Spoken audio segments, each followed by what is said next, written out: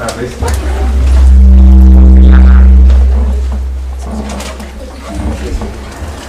Estamos en la segunda parte de la jornada de enseñanza de la ciencia, integración de instrumentos, y en este día nos acompañan la maestra Araceli Otero de Alba y el doctor Juan del Val. La maestra Araceli Otero es profesora de esta facultad, profesora del Departamento de Psicología General Experimental y Metodología desde hace muchísimos años, y tanto ella como el doctor Juan del Val son discípulos de Jean Piaget, estudiaron ambos en el Instituto de Ciencias de la Educación de la Universidad de Ginebra, y desde esa perspectiva van a plantear sus respectivas ponencias. La maestra Araceli Otero nos presentará su ponencia ¿Por qué chocan los planetas? Enseñanza de la ciencia, razonamiento. Perdón, ¿por qué no chocan? Entre terremotos y choque de planetas. Bueno, esperemos que escuchemos a la maestra Araceli Otero.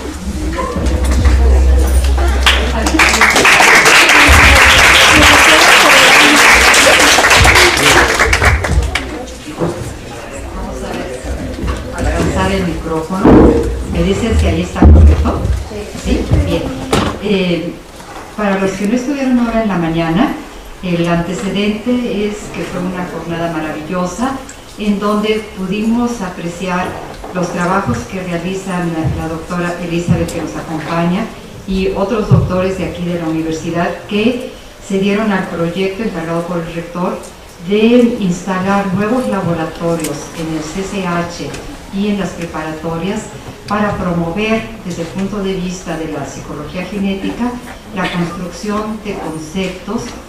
Y bajo esta perspectiva, pues a mí me dio mucho gusto estar en la mañana, porque dije, bueno, en la tarde vamos a procurar continuar con la misma inquietud, con la misma perspectiva de qué podemos hacer los psicólogos para mejorar la calidad de la enseñanza en los diferentes niveles.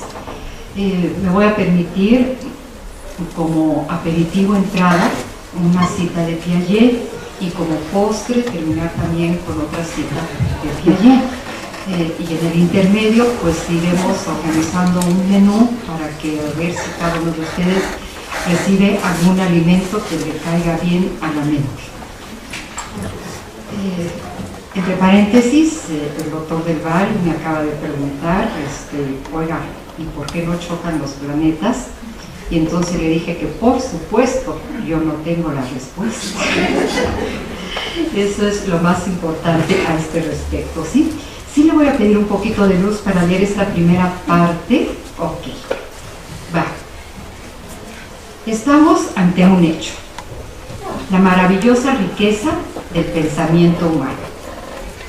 Piaget, en particular, puso de manifiesto y de manera científica la maravillosa riqueza del pensamiento infantil. Para ello fue necesario elaborar el método crítico, que a veces llamará también método clínico, de interrogación del niño, partiendo de una síntesis totalmente original y sorprendente de las enseñanzas tanto de Dumas y Simón en psicología clínica y de Brunswick y Lalande en epistemología, lógica e historia de las ciencias. La originalidad del estudio del pensamiento infantil que realiza Piaget se basa, en efecto, en el principio metodológico según el cual la flexibilidad y la precisión y profundidad de la entrevista que caracterizan el método clínico deben modularse mediante la búsqueda sistemática de los procesos lógico-matemáticos que subyacen a los razonamientos expresados. Este método es una síntesis particular de tres: el empírico de las ciencias experimentales, el hipotético deductivo de las ciencias lógico-matemáticas y el método histórico-crítico de las ciencias históricas. La relación estrecha entre sus inquietudes epistemológicas, en introducirse en un campo desconocido y la construcción de un método ad hoc fueron una combinación afortunada que dio origen a una poderosa teoría del desarrollo cognoscitivo. Y pasamos a la primera parte del menú y tomamos una cita de Brunner, que también quiero convidar en este caso, que nos dice, fíjense, no conocer es la condición crónica, no únicamente del aprendiz, sino del científico auténtico. Verán con qué mala intención puse este título. Después nos dice Brunner, cada dominio del conocimiento puede ser construido a varios niveles de abstracción y o complejidad, otra premisa fundamental ante la ciencia. Y por último, tomando de Brunner, dice, llegar a conocer algo es una aventura y la única forma de lograr algún conocimiento es hacerlo con los recursos, las herramientas y en los términos propios. Nuestro marco de referencia toma en consideración lo que afortunadamente ya varios de nosotros estamos acostumbrados a razonar, en donde decimos que la mente humana es el resultado de millones de años de evolución. Y desde esta perspectiva piagetiana, como todo organismo viviente, sus funciones invariantes han sido los mecanismos dinámicos de adaptación y de acomodación. Y estos mecanismos nos dan por resultado una inteligencia y un conocimiento. Y este conocimiento y esta inteligencia son formas especiales de adaptación. Bajo esta perspectiva de las formas especiales de adaptación, la teoría psicogenética constructivista nos plantea otra premisa que ya ha tratado en muchas ocasiones el doctor Del Val. 1. Debido a nuestra inmadurez en el momento de nuestro nacimiento, sufrimos una larga dependencia del otro. Y en esta larga dependencia del otro, nosotros nos vemos obligados a construir nuevos mecanismos de adaptación que van más allá de lo biológico. Ya no son mecanismos hereditarios biológicos, sino son mecanismos que van más allá. Y surgen entonces procesos extraordinarios como son la intencionalidad en la conducta, la conciencia de nosotros mismos, la función semiótica y todas las funciones de representación que dan paso a la construcción de diferentes niveles de conocimiento extraordinario. No se acaba de conocer y no hay un punto cero de conocimiento. Siempre hay un progreso, una construcción constante y permanente. En esta construcción del conocimiento, ¿qué sucede? Que los estudios de Piaget, que consideran al conocimiento mismo como una forma de adaptación, abren una nueva manera de considerar el desarrollo intelectual. Antes de Piaget teníamos otra forma totalmente distinta de enfocarnos y de estudiar la inteligencia. Después de Piaget, vemos que el concepto de estructura, él lo comienza a utilizar como una herramienta interpretativa. ¿Herramienta interpretativa de qué? De los hechos que él va observando a partir de las preguntas epistemológicas que él se va planteando. Y dos enfoques corresponden a dos preguntas distintas, dos enfoques del mismo Piaget y del equipo piagetiano. Una serie de preguntas se va a referir a un enfoque macrogenético para estudiar la macrogénesis de las categorías fundamentales del pensamiento. Y entonces, al estudiar las categorías fundamentales del pensamiento, hablamos de un sujeto epistémico, que va a ser diferente, pero que coexiste en nosotros mismos los dos, tanto el sujeto epistémico como el sujeto psicológico. Este sujeto psicológico, y al estudiar nosotros al sujeto psicológico, entramos en el campo de la microgénesis. Entonces podemos establecer algún tipo de relación entre los estudios de macrogénesis del desarrollo cognoscitivo como un sujeto epistémico universal que sigue una serie de normas y que traza un camino Piaget de los diferentes niveles macrogenéticos que todos los seres humanos tenemos que pasar para crearnos un marco de referencia general para poder enfrentar la explicación de la realidad e incluso la explicación de nosotros mismos. Cuando entramos a los procesos microgenéticos, nos vamos a ir a otro nivel de realidad. Vamos a tratar de hacernos preguntas distintas y considerar los procesos funcionales que intervienen cuando el sujeto aplica sus conocimientos en un contexto particular, como a todos nos sucede todos los días en la vida cotidiana, donde tenemos nuestro sujeto epistémico, pero al enfrentarnos a un hecho concreto, actuamos como sujetos psicológicos. Bajo esta premisa podemos hablar entonces que entramos en el terreno de la individualización, de la construcción de los significados. Y al entrar en el problema de la individualización, de la construcción de los significados, estamos en un terreno inminentemente psicológico. Y la pregunta fuerte, la pregunta fascinante, la pregunta que nos sigue orientando a la inmensa mayoría de los que estamos aquí por nuestra misma formación es esta: ¿qué es lo que guía la acción del sujeto?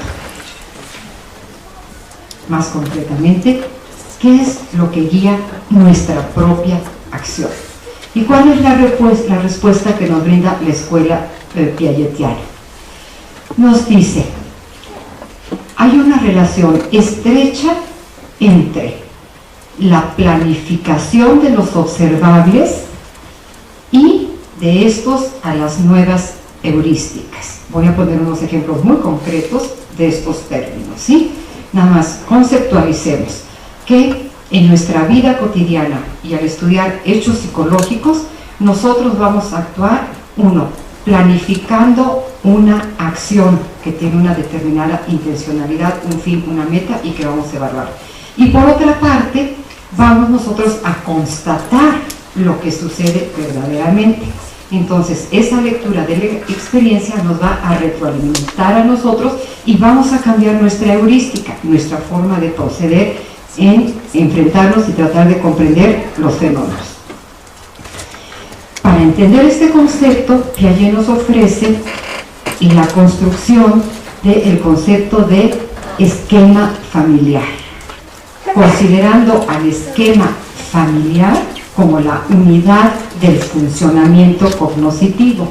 Y este esquema familiar es aquel que se encuentra en lo más alto de la jerarquía de accesibilidad que nos da por resultado los conocimientos previos que nosotros tenemos y a los cuales vamos a recurrir en ese momento para explicar un hecho. Y este esquema familiar lo podemos nosotros considerar tanto como productor o facilitador de un descubrimiento o como un obstáculo al descubrimiento, porque nos es tan familiar, tan general, que verdaderamente no nos sirve para explicar nada. Entonces, el concepto de esquema familiar no siempre es un concepto positivo, sino parecería que todo lo contrario, según lo que vimos en la mañana con las experiencias que nos presentaron algunos investigadores. El aspecto instrumental de diversas representaciones de naturaleza simbólica, el aspecto instrumental, ¿qué quiere decir? Los gestos, los actos y movimientos en el espacio, el lenguaje, juegan un papel particularmente importante en tanto que objetos a pensar como objetos de estudio para la psicología. Bajo esta perspectiva, entonces, vamos nosotros a tener, por ejemplo, este caso de Johanna, chiquilla de 6 meses, nada que ver con un experimento llevado a cabo en forma científica o estandarizada, sino es una situación absolutamente espontánea de una madre que tomó esta secuencia de acciones de su hijita con su abuela. Y si ustedes se centran en las manitas de Joana, que tiene 6 meses, y ven la primera diapositiva, ¿y dónde están puestas las 2 manitas de Joana? En la siguiente, ¿y dónde están puestos los ojos de Joana? No está viendo al abuelo, no está distraída, está absolutamente concentrada en su propia actividad. Después de poner sus manitas de este lado, las lleva al punto medio del cuerpo y sigue observando con una atención impresionante. Y en la tercera, regresa al punto de partida. ¿Qué es lo que guía sus acciones?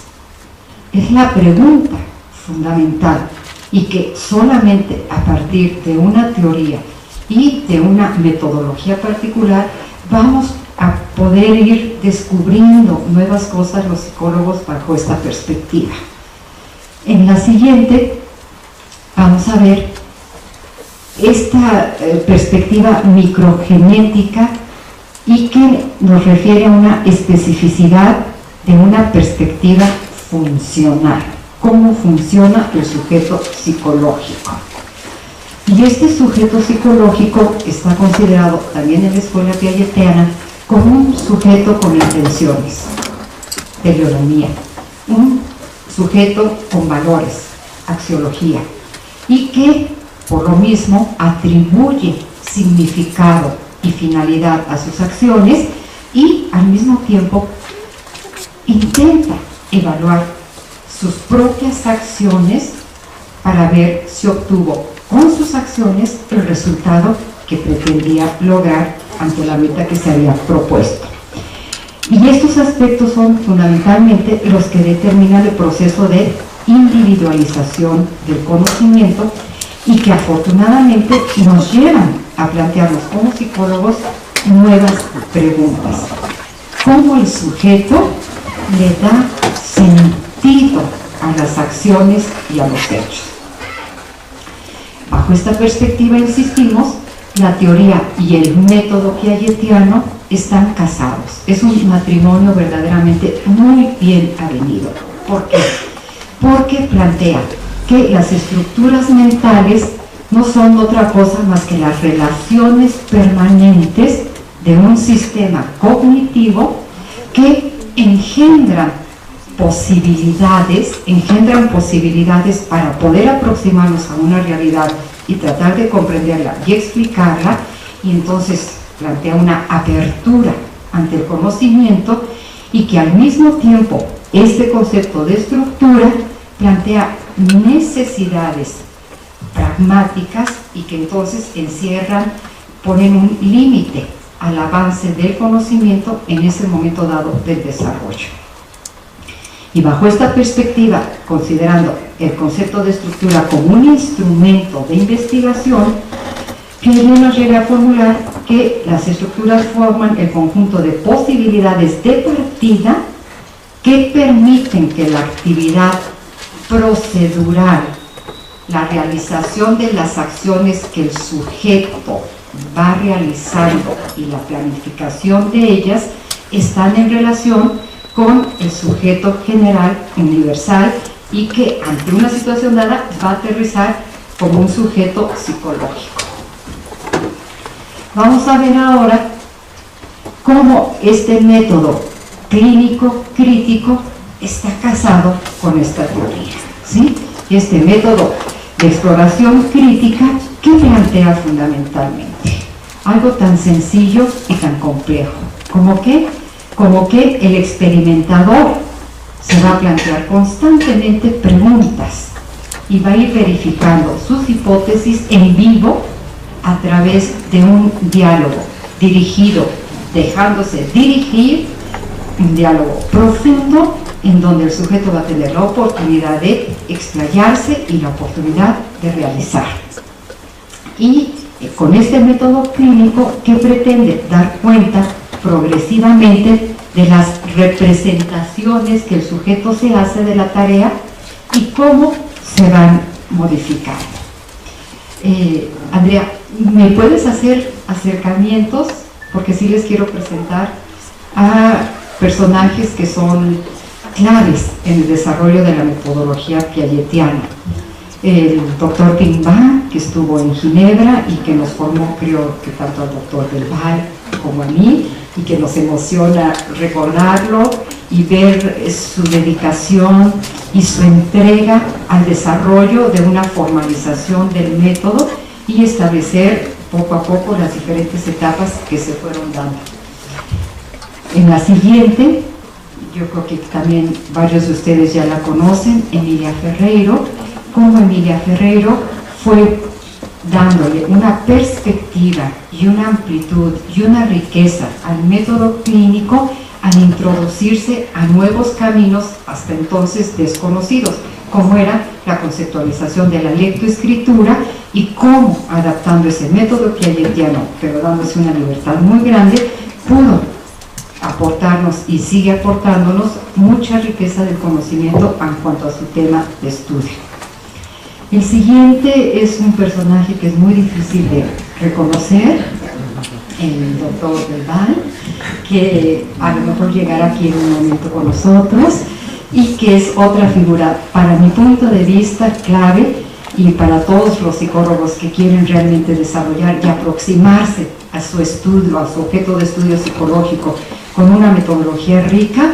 Él nos ha dado elementos formativos extraordinarios y acabamos de platicar con él, y antes de que se vaya lo vamos a seguir comprometiendo a que nos siga aportando más elementos de enriquecimiento. Y la última que seleccioné es Cristian Guillerón, que es un personaje, una doctora maravillosa, de una sensibilidad, una creatividad, una artista, una filósofa, una epistemóloga y una persona extraordinaria que escribió un libro tremendo que se llama Las perversiones del psicólogo, ¿sí? Y esas perversiones del psicólogo se refieren exactamente a esta inquietud que tenemos los psicólogos por ir a investigar y hacer preguntas y creer que a las personas que les preguntamos están igual de fascinadas por el tema que los estamos investigando. Y nos dice, pues fíjense que no, así es que hay que tomar una distancia y aproximarse al objeto de estudio de la psicología con otra perspectiva en este sentido. Entonces, bajo estos planteamientos vamos a ver ahora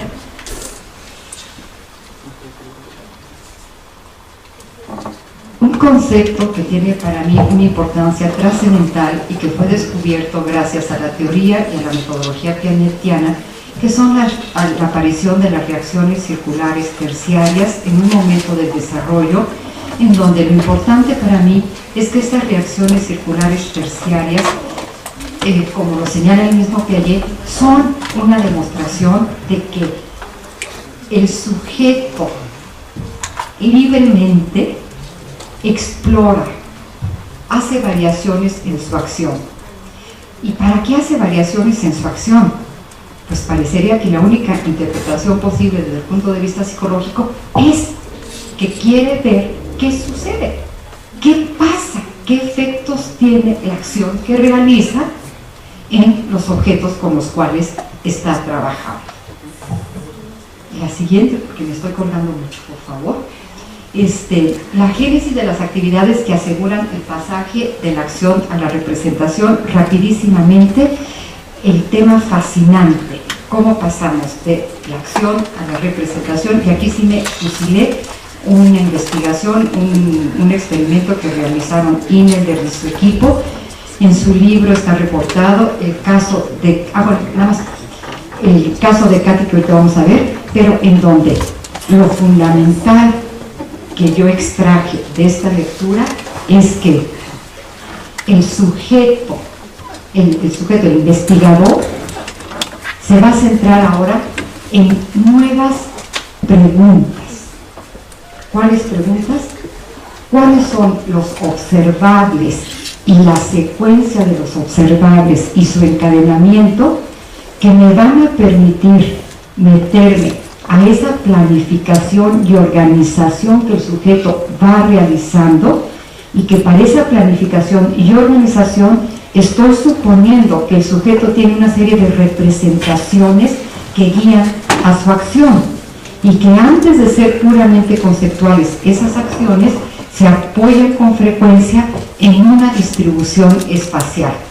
Y tomando el caso, en este sentido, de la distribución espacial y lo que reporta Imelder y Piaget en el caso de Katy, le dieron un material en un contexto completamente natural, no le dieron consigna, no le dijeron qué carambas hacer con ese material, y lo que hizo Katy fue, en primer lugar, poner los pececitos juntos, en segundo lugar, los cisnes juntos, y a un lado el patito. En la siguiente nos muestra, esto fue una agrupación por semejanzas, en la siguiente nos muestra que hizo una agrupación por cantidad, espontáneamente, ¿sí? Puso 3 pececitos, los patitos juntos, y en la siguiente nos muestra cómo hizo una correspondencia término a término. A un elemento de arriba corresponde un elemento de abajo. Y por último, me los alinea haciendo una intersección, haciendo una alternancia entre cisne, pescado, cisne, pescado, cisne, pescado, cisne, patito. Y entonces los cuenta, después de haber agrupado, seriado, y espontáneamente se pone a contarlos. Entonces, ¿qué se concluye de esta experiencia? Vamos a pasar esta y nos vamos a la siguiente, por favor. ¿Sí? ¿Qué concluimos? Que realmente el dejar libre al sujeto sin consigna, él le va a atribuir un significado a la tarea, y va a concluir y va a poder representar en acción lo que teóricamente se había planteado, y se le da un papel muy importante a la espacialización de los elementos. Y ahora sí, ¿por qué nos chocan los planetas? Bueno, igual, nos presentamos con los chicos, les dijimos no somos maestros, no vamos a corregir nada, no hay respuestas buenas, no hay respuestas malas, simplemente somos investigadores y queremos conocer cómo razonan ustedes. No acababan de llevar una clase sobre los planetas, nada que ver con una situación escolar adentro de una escuela, estábamos fuera de la escuela. Y entonces los chicos les pedimos por favor que nos representaran, que nos dibujaran el sistema solar. Y la dedicación con que hicieron sus trabajos fue verdaderamente extraordinaria. Los esquemas familiares con que llegaron ante la tarea les permitió una organización espacial extraordinaria. Tenemos el caso de Andrea, 5 años, en donde el sistema solar está compuesto por una luna, por una estrella y por el sol. ¿Sí? Los 3 son del mismo tamaño y no existen planetas, ¿no? Y en el momento en que le preguntamos ¿por qué no chocan? Obviamente, maestra, pues porque se portan bien. Si se portaran mal, iban a chocar esos planetas. Esto es preescolar. Cuando vamos con alumnos ya de 3er año de primaria, ustedes captan intuitivamente que hay una organización espacial con un nivel verdaderamente minucioso, con un cuidado de representación de los planetas, y todos dibujaron primero, de aquí en adelante, excepto en kinder, que la luna primero, pero de aquí en adelante todos los sujetos dibujaron primero el sol, como diciendo, es mi punto de referencia espacial y a partir de esta conceptualización voy a distribuir los planetas. En el caso de Eduardo, 3º de primaria, 9 años, y en el caso de Jorge, vemos una división muy clara entre los planetas chicos y los planetas grandes. Una distribución en términos de su tamaño, en términos de satélites que tienen los planetas y cómo se representa este tipo de situación. Cuando les preguntamos por qué nos chocan los planetas, nos van a contestar ya un concepto aprendido, no sé qué significado tenga para ellos, que se refieren a la gravedad, ¿sí? Gracias a la gravedad. Si no hubiera gravedad, los planetas se saldrían de su órbita y chocarían. La gravedad es una fuerza aquí en la Tierra que atrae a los objetos al centro, y todos los planetas tienen gravedad. Y en el momento en que queremos investigar un poquito qué es para ellos la gravedad, no podemos oír ninguna otra expresión que no sea referirse a una fuerza, pero que no pueden conceptualizar cómo trabaja esa fuerza. En el caso de chicos de sexto año de primaria, vamos a encontrar en el sexto año de primaria que se van a hacer referencia a muchos más elementos. Van a intervenir en su sistema y en su necesidad de explicar una complejidad diferente a los razonamientos anteriores que vimos. Van a ser llamados a la gravedad, a la órbita, a la distancia, al tamaño de los planetas. Es decir, la complejidad de la organización que le tienen que poner para explicarse este hecho es mucho mayor. Y la perspectiva y la necesidad de incluso dibujar la órbita de los planetas, ¿sí? Dibujaron antes de que se les preguntara por qué no chocan los planetas. O sea, fue una necesidad de ellos de ya explicar que había un movimiento y que a través de esas órbitas ellos tenían que dibujar. Entonces, ¿por qué no chocan los planetas? De manera general podemos observar que hay un desarrollo en la manera de representarse y explicarse un conocimiento científico, y apreciamos cómo el niño descubre o inventa nuevas formas de organización de los instrumentos de resolución de problemas y de adaptación a las situaciones que encuentra. Podríamos hablar en términos muy generales de un nivel más primitivo, un nivel 1, en donde los componentes del sistema son pocos, tienen el mismo tamaño, no están relacionados entre ellos, no se representan los planetas y se les atribuye características humanas, se portan bien. Nivel 2. La representación espacial parece tener un papel preponderante para imponer un orden. Todos los niños a partir de este momento dibujan el Sol en primer lugar, siguiendo una relación de proximidad y distanciamiento con respecto a él. Cuidadosamente, ya sea dibujando los planetas en un plano horizontal o circular, mantienen un lugar que los ubica en el sistema, y espontáneamente en tercer año no dibujan las órbitas, no sienten esta necesidad. Ya se advierte una clasificación de planetas chicos cerca del Sol y los grandes después de la región de los asteroides. La explicación no choca por la gravedad sin poder expresar qué es la gravedad. Y en nivel 3, cuando el Sol es dibujado en el centro y los planetas girando a su alrededor, invariablemente dibujan las órbitas correspondientes, manifestando así la necesidad de plasmar un concepto. El dibujo de las órbitas presenta una distancia constante que pudiera interpretarse como la aplicación de esquemas familiares, mantener un orden. Constatamos que las representaciones espaciales apoyan a la organización de los conocimientos en ese ir y venir entre conceptualización y funcionamiento. Si bien en los dibujos podemos apreciar tanto rasgos generales como trabajos de planeación y ejecución del mismo de manera particular, al adentrarnos en los razonamientos descubrimos diferentes maneras de apropiarse e integrar conocimientos mediante esfuerzos notables. El caso de Isabel, de 11 años. No chocan porque tienen una línea imaginaria llamada órbita que tiene una distancia lejana entre cada una. Siempre siguen su movimiento de traslación por ahí. Además, giran en diferentes tiempos. La gravedad los tiene en su órbita. ¿Cómo te explicas qué es la gravedad? La gravedad es una fuerza que en la Tierra atrae a los objetos al centro y todos los planetas tienen gravedad.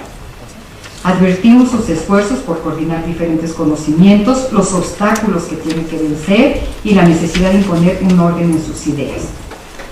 Al continuar con la idea de la gravedad de la Tierra, pone el ejemplo de la Luna, como el satélite que gira alrededor debido a la misma fuerza de gravedad. Al interrogarle sobre los satélites artificiales, después de momentos de silencio, exclama: ¡ah, ya entendí! Cuando enviamos a un satélite fuera de la fuerza de gravedad de la Tierra, ya no se cae, porque entra en su órbita y se pone a girar alrededor de la Tierra. Y se queda ahí porque ya está en órbita. En esos momentos manifiesta alegría por sentir que logra relacionar hechos que no había relacionado anteriormente y haber tenido una idea maravillosa. En ese momento le preguntamos: ¿te gustaría ser científica? Y responde: sí, me gustaría, porque es una carrera desafiante en la que no te da tiempo de aburrirte. El postre. ¿Cuáles son nuestras conclusiones? 1. Indiscutiblemente la necesidad de continuar realizando investigaciones centrando la atención en los procesos funcionales del sujeto psicológico, confrontado a través de tareas particulares para así inferir el funcionamiento subyacente a los pasos observables. La cultura y la escuela juegan un papel importante en el desarrollo conceptual y en el enriquecimiento de herramientas para la simbolización y representación del conocimiento. Y cito a Piaget para reflejar nuestro compromiso. La empresa educativa es algo por lo que vale la pena luchar, confiando en el triunfo final, pues basta recordar que una gran idea tiene su propia fuerza y que la realidad es en buena parte lo que queremos que sea. Hasta aquí.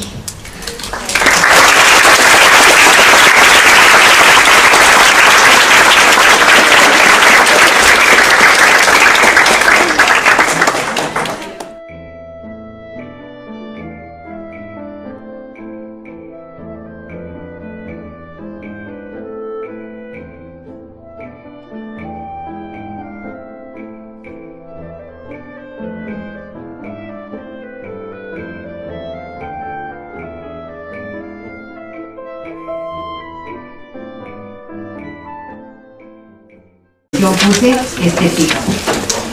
Después nos dice Brunner: cada dominio del conocimiento puede ser construido a varios niveles de abstracción y o complejidad, otra premisa fundamental ante la ciencia. Y por último, tomando de Brunner, dice: llegar a conocer algo es una aventura y la única forma de lograr algún conocimiento es hacerlo con los recursos, las herramientas y en los términos propios. Nuestro marco de referencia toma en consideración lo que afortunadamente ya varios de nosotros estamos acostumbrados a razonar, en donde decimos que la mente humana es el resultado de millones de años de evolución. Y desde esta perspectiva piagetiana, como todo organismo viviente, sus funciones invariantes han sido los mecanismos dinámicos de adaptación y de acomodación. Y estos mecanismos nos dan por resultado una inteligencia y un conocimiento. Y este conocimiento y esta inteligencia son formas especiales de adaptación. Bajo esta perspectiva de las formas especiales de adaptación, la teoría psicogenética constructivista nos plantea otra premisa que ya ha tratado. De la ciencia y el razonamiento. Perdón, ¿por qué no choca? Entre terremotos y choque de planetas. Bueno, esperemos que escuchemos a la maestra de la filosofía.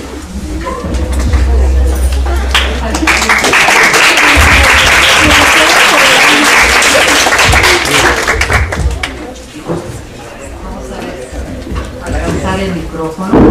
¿Me dicen si ahí está correcto? ¿Sí? Bien.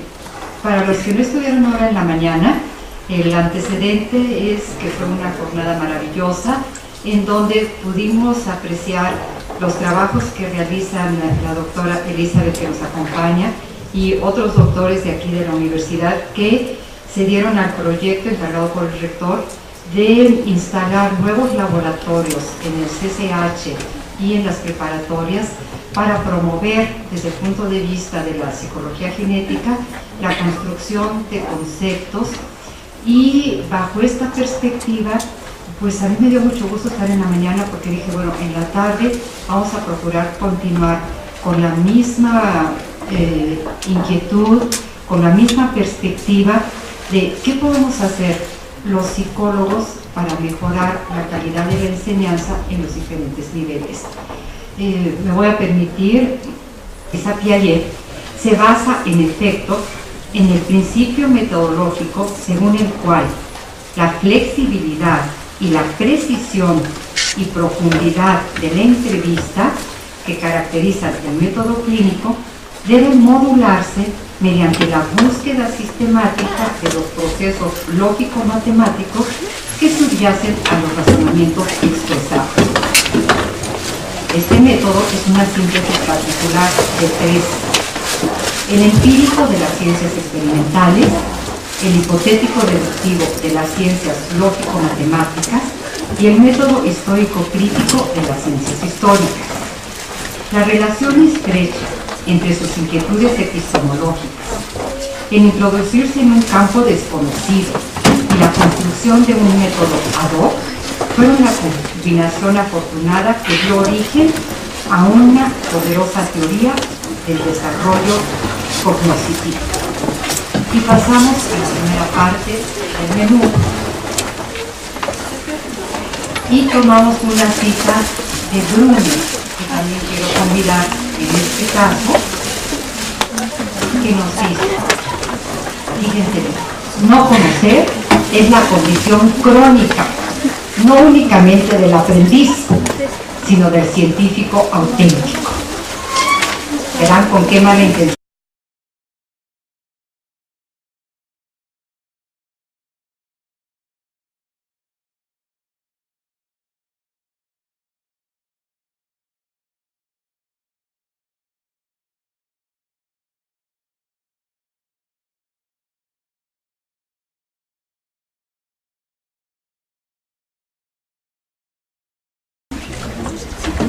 Muy buenas tardes.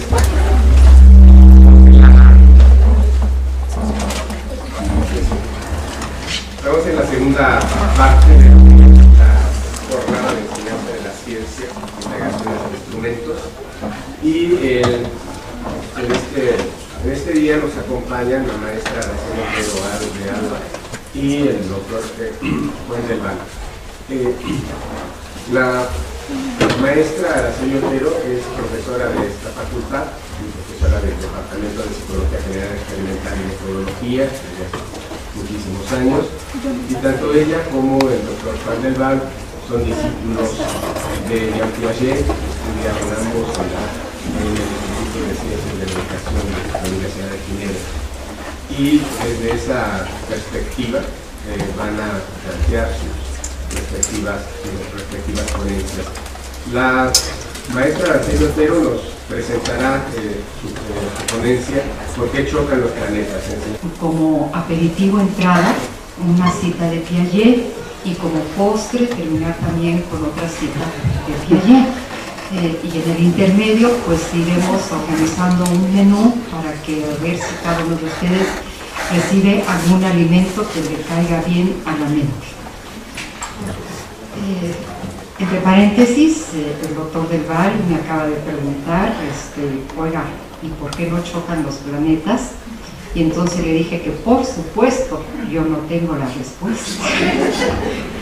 Eso es lo más importante a este respecto, ¿sí? Sí le voy a pedir un poquito de luz para leer esta primera parte. Ok, va. Estamos ante un hecho: la maravillosa riqueza del pensamiento humano.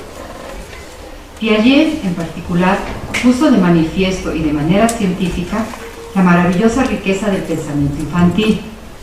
Para ello fue necesario elaborar el método crítico, que a veces llamará también método clínico, de interrogación del niño, partiendo de una síntesis totalmente original y sorprendente de las enseñanzas tanto de Dumas y Simón en psicología clínica y de Brunswick y Lalande en epistemología, lógica e historia de las ciencias. La originalidad del estudio del pensamiento infantil que realiza